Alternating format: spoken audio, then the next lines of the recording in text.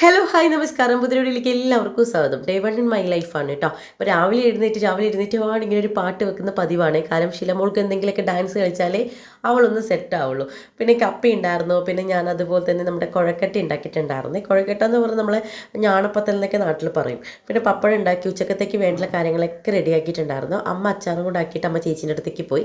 പിന്നെ ഉച്ച കഴിഞ്ഞ് ഭക്ഷണമൊക്കെ കഴിച്ച് കഴിഞ്ഞപ്പോൾ നമ്മുടെ ജോലി ഇതായിരുന്നു, മൊത്തം ക്ലീൻ ചെയ്യുക. ഇത് നമ്മൾ ഇടയ്ക്ക് ചെയ്യാറുണ്ട് കേട്ടോ. ഇടയ്ക്കെന്ന് വെച്ച് കഴിഞ്ഞാൽ വീക്കിൽ ഒരു തവണയൊക്കെ ഇങ്ങനെ ചെയ്യും.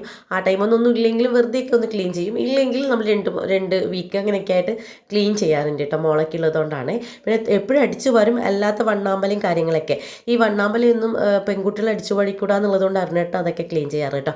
പിന്നെ അതെല്ലാം കഴിഞ്ഞപ്പോൾ ഭയങ്കരമായിട്ട് വിശക്കണമെന്ന് പറഞ്ഞിട്ടുണ്ടായിരുന്നു. അതിനുശേഷം നമ്മൾ രണ്ടുപേരും നമ്മുടെ വീടിൻ്റെ അടുത്ത് തന്നെയുള്ള ഒരു ടൗൺ ഏരിയയിൽ തന്നെയുള്ളൊരു ഹോട്ടലിൽ പോകാമെന്ന് കരുതി. അങ്ങനെ നടന്നുകൊണ്ട് പോകാൻ കേട്ടോ. അങ്ങനെ ഹോട്ടലിലേക്ക് പോകാൻ വേണ്ടി ഇരിക്കുകയാണ്. ഞാനും അറിഞ്ഞിട്ടൊരു മോളുമായിരുന്നു. വൈകുന്നേരം ആയിട്ടുണ്ടായിരുന്നു, 5 മണി ഒക്കെ ആയ സമയത്താണ്. അപ്പോൾ ആ ടൈം നമ്മൾ പോയി. പിന്നെ അവിടെ പോയപ്പാട് എന്നെ എന്താ കഴിക്കേണ്ടത് എന്നുള്ളൊരു ടെൻഷൻ ഉണ്ടായിരുന്നു.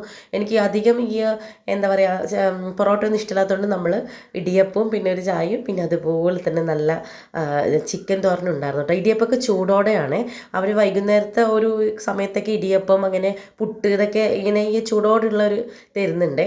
അപ്പോൾ അങ്ങനെ നേരെ ചേച്ചീൻ്റെ അടുത്തേക്ക് പോകുന്ന വിചാരിച്ച് വീട്ടിൽ വന്നിരുന്നപ്പോഴാണ് അമ്മ അവിടെ പഠിപ്പിക്കാൻ പോയിട്ടുണ്ടായിരുന്നു ജനനീനെ. അപ്പം അമ്മനെ കൂട്ടാമെന്ന് പറഞ്ഞു ഏട്ടൻ. അങ്ങനെ പെട്ടെന്ന് റെഡിയായി അങ്ങനെ വീണ്ടും ചേച്ചീൻ്റെ അടുത്തേക്ക് പോയി. അവിടെ പോയപ്പോൾ ഭയങ്കര സർപ്രൈസ് ആയിരുന്നു. കാരണം അവർ നമുക്ക് കഴിക്കാൻ വേണ്ടിയിട്ടല്ല, അവർക്ക് കഴിക്കാൻ വേണ്ടി കുറേ കടിയും കാര്യങ്ങളൊക്കെ വാങ്ങിച്ചിട്ടുണ്ടായിരുന്നു. അപ്പോൾ അങ്ങനെ പോയ ഉടനെ നമ്മളിരുന്ന് ചായയൊക്കെ കുടിച്ചു. അത് കഴിഞ്ഞിട്ടാണ് പിന്നെ ജനനീനെ അമ്മ പഠിപ്പിക്കുന്നതുകൊണ്ട് തന്നെ നമ്മളെല്ലാവരും സെൻട്രലിൽ നിന്ന് ടി വി. പിന്നെ അത് കഴിഞ്ഞ് വന്നപാടുള്ള പരിപാടി വേഗം ഫ്രിഡ്ജിൽ നിന്ന് നമ്മുടെ മീനെടുത്ത് വെളിയിൽ വെച്ചു. പിന്നെ അതിന് ശേഷമാണ് മീൻ മുറിച്ച്. പിന്നെ ആദ്യം കറി വയ്ക്കാമെന്നായിരുന്നു ഉണ്ടായിരുന്നത്. പിന്നെ വിചാരിച്ചു വേണ്ട, കറി വെക്കേണ്ട, പൊരിച്ച് കഴിഞ്ഞാൽ പെട്ടെന്നാവുമല്ലോ, നല്ല വിശപ്പുണ്ട് എന്ന്. അങ്ങനെ വേഗം ക്ലീൻ ചെയ്തു. എനിക്ക് മത്തിയൊക്കെ ക്ലീൻ ചെയ്ത് കഴിഞ്ഞാൽ ഭയങ്കര ബുദ്ധിമുട്ടായിരുന്നു, സ്മെല്ല് പോവേയില്ല. പിന്നെ ഉപ്പൊക്കെ ഇട്ട് കഴുകണം, അങ്ങനെയൊക്കെയാണേ. പിന്നെ നമ്മൾ മസാലയും കാര്യങ്ങളൊക്കെ ആക്കി സിമ്പിളായിട്ടുള്ള മസാലയാണ്. എപ്പോഴും ഒരുപാട് എന്തൊക്കെയോ ഇട്ട് മസാല ചെയ്യാറുണ്ട്. പക്ഷേ ഇത് സാധാരണ പോലെ മുളക് പൊടിയും മഞ്ഞപ്പൊടിയും അതുപോലെ തന്നെ ഉപ്പൊക്കെ ഇട്ടിട്ട് സാധാ പോലെ.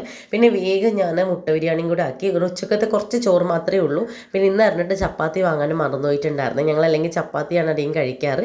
അപ്പോൾ ചപ്പാത്തി ഇല്ല, പിന്നെ ചോറൊക്കെ വെച്ച് വേവുന്ന ആ ഒരു ടൈം മതി നമുക്കൊന്ന് ബിരിയാണി സെറ്റാക്കാമെന്ന് വിചാരിച്ചു. അങ്ങനെ ബിരിയാണി ആക്കി. ഞാനും അറിഞ്ഞിട്ടൊരു മോളും ബിരിയാണിയും കഴിച്ച്, അച്ഛനും ഉച്ചക്കത്തെ ചോറും കഴിച്ച്. അങ്ങനെ അത് കഴിഞ്ഞിട്ട് പിന്നെ നമ്മുടെ ഒരു ലോഗാണ് ഇത് എന്ന് പറയുന്നത്.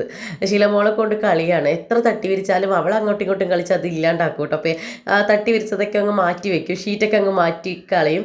അവളിങ്ങനെ കമിയാൻ വേണ്ടിയിട്ടുള്ള പരിപാടിയാണ് കേട്ടോ. ഇപ്പോൾ കുറച്ച് ദിവസമായിട്ട് ഇങ്ങനെ തല കുത്തിയിട്ട് കമിയുന്ന ഒരു പരിപാടി ഉണ്ട്. അത് വേണ്ട എന്ന് പറഞ്ഞാൽ അവൾ ചെയ്തുകൊണ്ടിരിക്കും. അപ്പം ഇത്രയും വിശേഷമുള്ളൂ. അപ്പോൾ നെക്സ്റ്റ് ഡേ